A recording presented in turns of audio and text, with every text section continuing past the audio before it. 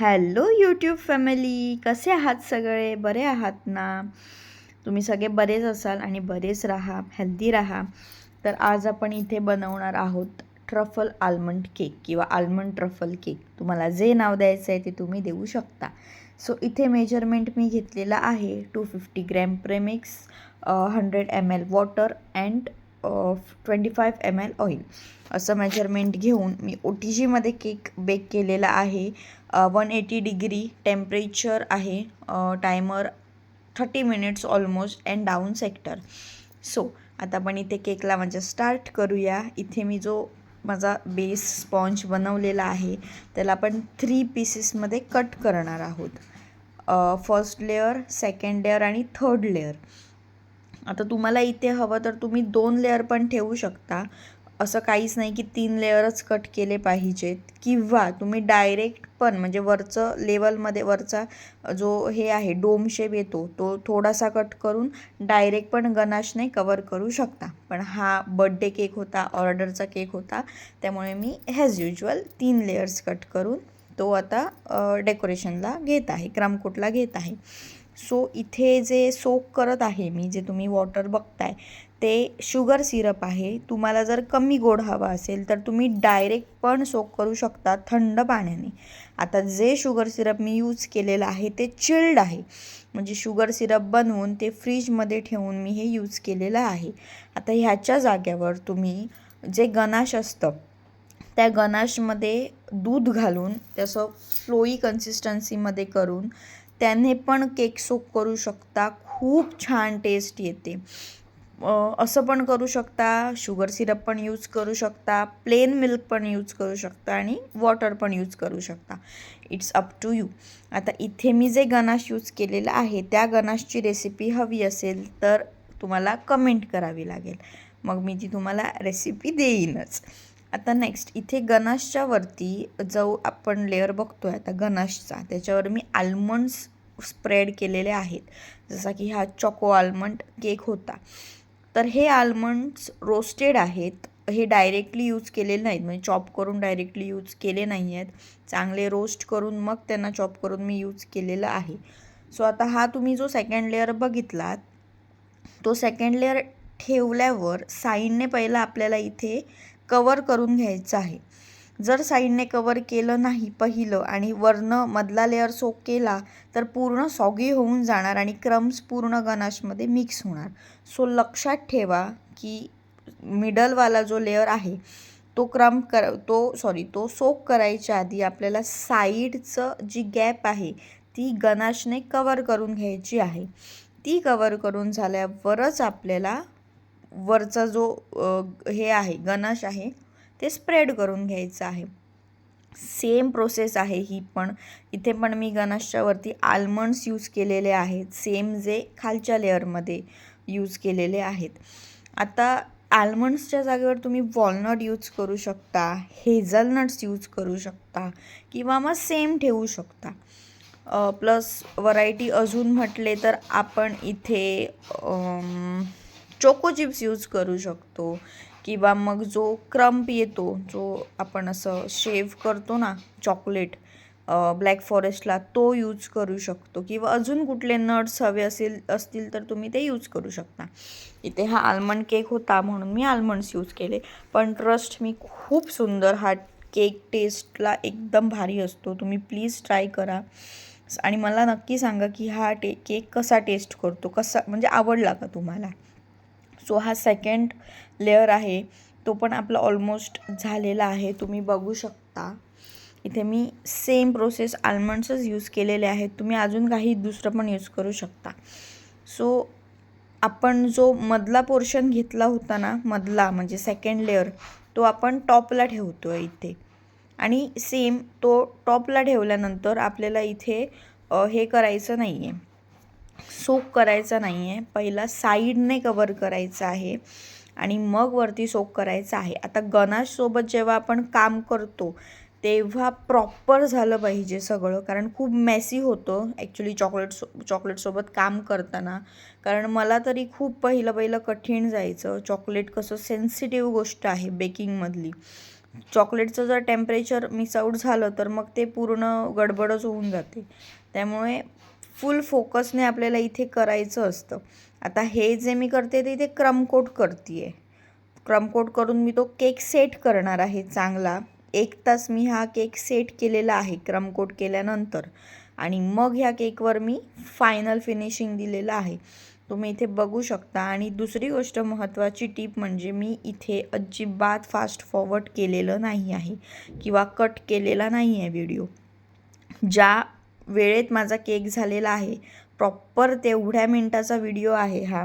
बिलकुल फास्ट पण केला नाही आहे, बिलकुल कट पण केला नाही आहे. जसा आहे तसा मी इथे अपलोड करते आहे, बिकॉज तुम्हाला पण समजलं पाहिजे प्रोसेस कशी असते, कसं ते फुल मॅनेज झालं पाहिजे, किती वेळा चॉकलेटने कवरअप केलं पाहिजे केकला, त्याचं फिनिशिंग कसं येतं, फिनिशिंगसाठी काय मी यूज केलेलं आहे ते मी तुम्हाला सांगेनच पुढे पुढे. तुम्ही जर व्हिडिओ कंटिन्यू बघत राहिलात तर मी तुम्हाला लास्टला सांगेन की मी फिनिशिंग येण्यासाठी काय यूज केलेलं आहे.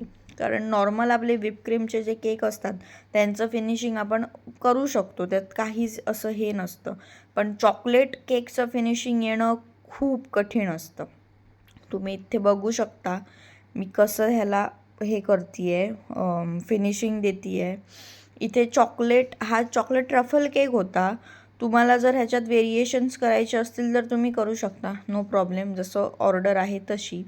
आणि ह्या केकची कॉस्टिंग जी आहे ती चॉकलेट आल्मंड केकची हाफ KGचा केक आहे. म्हणजे हाफ KGपेक्षा हा जास्तच झालेला.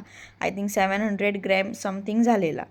आणि हा 700 ग्रॅम देण्यामागचं रिझन कस्टमरला, म्हणजे जे कस्टमर होते ते म्हणजे मी जिथे काम करते, मी एक टीचर आहे, प्रीस्कूल टीचर आहे, तिकडचे एक टीचर आहेत माझ्यासोबत काम करतात, त्यांच्या हजबंडचा बड्डे होता. सो त्यांच्यानी हा केक माझ्याकडून करून घेतला होता. सो त्यांना म्हणून मी 200 ग्रॅम जास्त दिलेला आहे केक हा. तर इथे तुम्ही बघू शकता की मी ह्याचं फिनिशिंग कसं देत आहे. फिनिशिंग देणं ॲक्च्युली खूप गरजेचं आहे चॉकलेट केकला. क्रीमला फिनिशिंग आपण कसंही देऊ शकतो, काहीच नाही, आणि लवकर होतो. मी जे केक बनवते क्रीमवाले, मला 5 मिनटं खूप होतात डेकोरेशन करायला. 5 मिनटात माझे केक होतात. पण ह्याचे चॉकलेटवाले जे ट्रफल, मोस्टली फज किंवा ट्रफल, खूप मला वेळ लागतो. प्रॉपर 10 ते 15 मिनटं लागतात कवरअप करायला. आणि दुसरी गोष्ट, हा व्हिडिओ मोठा होणार आहे कारण बिलकुल मी ह्याला फास्ट फॉरवर्ड केलेलं नाही आहे. जसा बनवला आहे तसाच मी इथे अपलोड केलेला आहे, तुम्ही इथे बघू शकता. आणि हा केक तुम्हाला कसा वाटला मला प्लीज सांगा. सो आता आपण इथे आता मी केक आहे तो 1 तास फ्रीजमध्ये ठेवून सेट करून घेतलेला आहे. आणि आता मी ह्याला फायनल कोट देत आहे. मला वाटलं 2 कोटमध्ये इनफ होणार म्हणून मी 2च कोट दिलेले आहेत ह्याचे कवरिंगचे. तुम्हाला जर वाटतं की केकला शेप नाही आहे तर तुम्ही अजून चॉकलेट गनाश यूज करून शेप देऊ शकता. पहिलं असं होतं, पण मग जसं हात बसतो तसं प्रॉपर मेजरमेंटमध्येच करावं लागतं. सो इथे तुम्ही बघू शकता प्रॉपर एकदम त्याचे जे एजेस आहेत किंवा साईडची जी पट्टी आहे गोल आपण बघतोय ती प्रॉपर येते आहे. ह्याच्यामागे एक मी ट्रिक यूज केली, ते ट्रिक मी तुम्हाला व्हिडिओच्या लास्ट सांगणार आहे. सो इथे मी हे गनाश यूज केलेलं आहे. गनाश पण प्रॉपर झालं पाहिजे. गनाश जर तुमचं अति फ्लोई असलं किंवा अति घट्ट असलं तर केक बनवताना खूप प्रॉब्लेम येतो. ट्रफल केक बनवताना मोस्ट इम्पॉर्टंट गनाश प्रॉपर असलं पाहिजे. ते थंड असलं पाहिजे. असं नाही की गनाश केलं आणि लगेच यूज केलं. प्रॉपर ते रूम टेम्परेचरवरती थंड केलं पाहिजे. असं नाही की लवकर केक बनवायचा आहे म्हणून ते फ्रीजमध्ये ठेवलं, थंड केलं, असं नाही. ते रूम टेम्परेचरवरच बाहेर किती तो वेळ गेला तरी ते थंड करायला हवं. म्हणजे जर तुम्हाला उद्या केक सकाळी, म्हणजे धरून चला की उद्या संध्याकाळी केक द्यायचा आहे तर तुम्हाला उद्या सकाळीच गनाश बनवलं पाहिजे. म्हणजे ते प्रॉपर 2-3 तास सेट होईल, टेस्ट चांगली येईल त्याची. तुम्ही इथे बघू शकता मी कसं फिनिशिंग देत आहे. वरच्या बाजूला मी जरा जास्त गनाश पाईप केला आहे परत, बिकॉज मला असं वाटलं की थोडी तिकडे गॅप राहिलेली, इक्वल नव्हतं ते, म्हणून मी थोडं जास्त हे केलेलं आहे. सो आपल्यावर असतं किती गनाश यूज करायचं आणि किती नाही.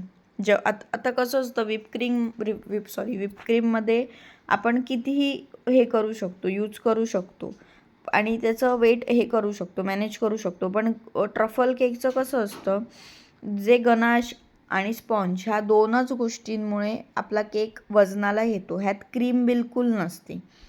सो जे आपण गनाश यूज करणार आहोत ते प्रॉपर मेजरमेंटमध्ये यूज केलं पाहिजे.